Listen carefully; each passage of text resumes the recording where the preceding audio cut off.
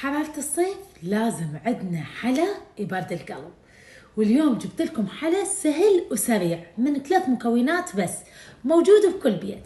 حتى نحضر حلا الليمون البارد، يلا تعالوا ويانا. أول شي نجيب الليمونة نقسمها قسمين ونتخلص من اللب مالتها ونحتفظ بالقشر حتى نستفاد منه بالتقديم. هنا نجيب اللب مال الليمون ونبدي نعصره حتى نحصل على العصير مالته.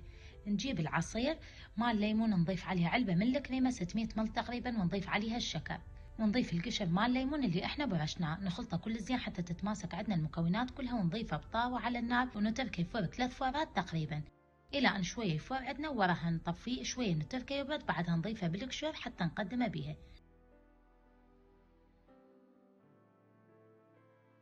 ندخله للثلاجة حتى يبرد عندنا، وحتى نقدمه بطريقة ثانية نضيفه بالكاسات، وهنا صار عندنا جاهز.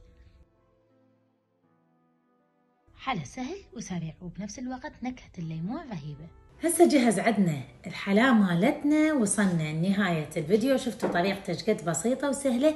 وهاي ورا ما نخليه بالثلاجة ويبرد، شوفوا شلون يصير عندنا كريمي وحلو عبالك مثل المحلبي او الكاسة.